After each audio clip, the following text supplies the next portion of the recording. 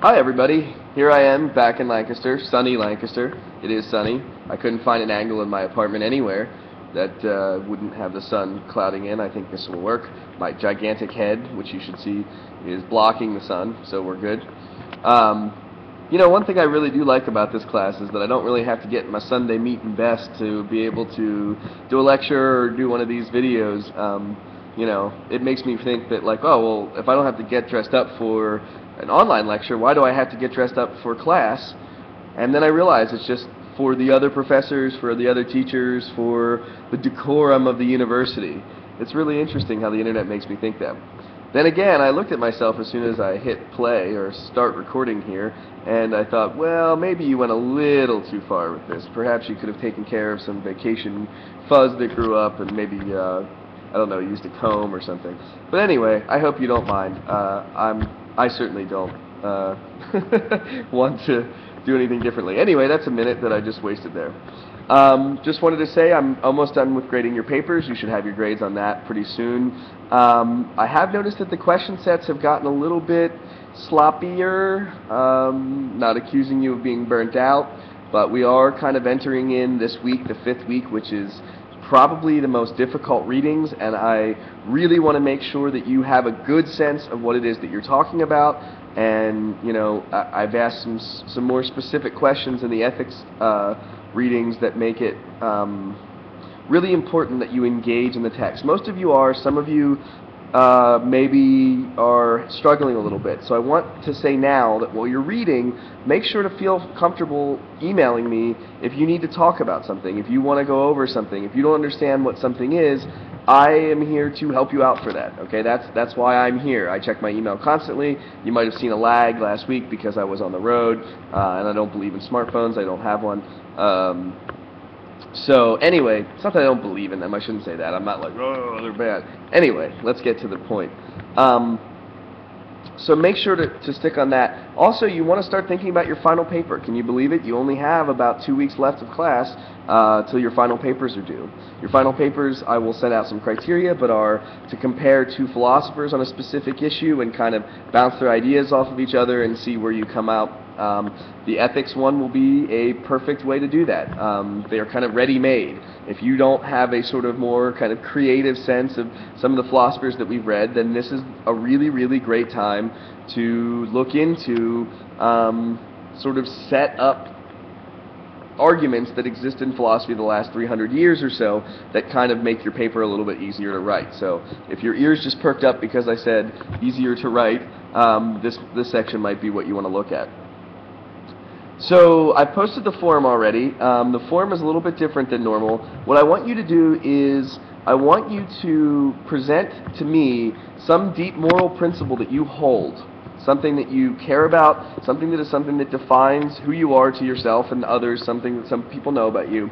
And I want you to analyze it philosophically. I have put one up as an example. It doesn't have to be as long as mine. I kind of went nuts.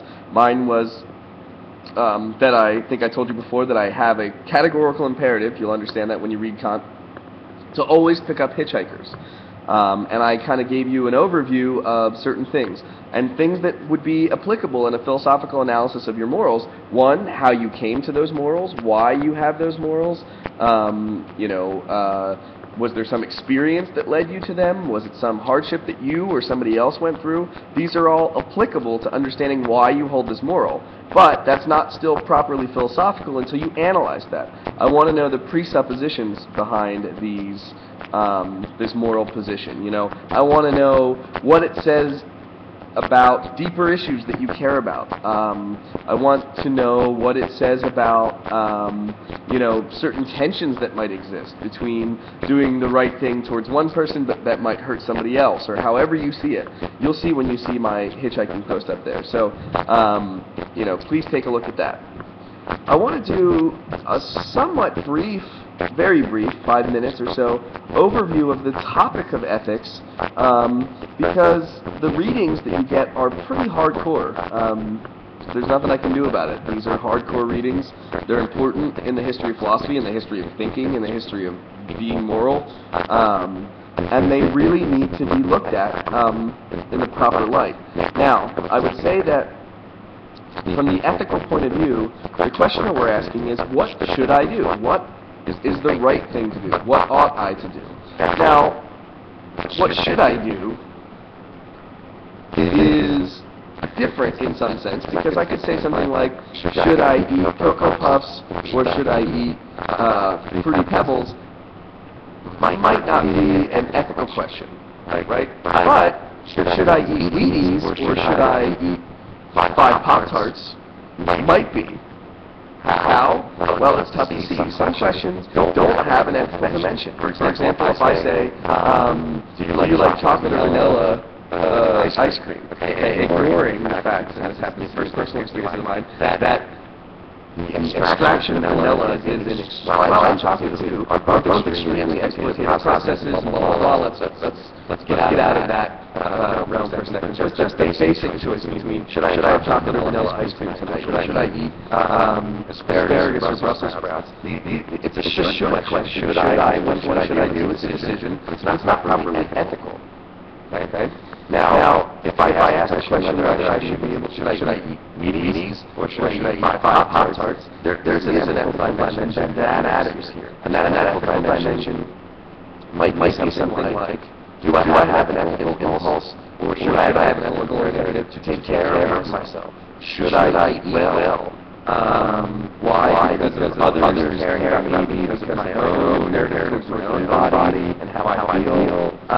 There is an ethical question. The right thing to do. Is it right for me to eat a whole thing of Oreos or make myself a salad? That does have a properly ethical dimension, which is sort of interesting. You know, I'm trying to come up with a completely trivial example, but it's very difficult. The chocolate and vanilla one is a very good example of how that works. Okay, so for some reason you can lay down again, you probably still see me, but I'm going to make another video, and I'll be right back. Yes, this is a very adorable cat that is my kid on me right now.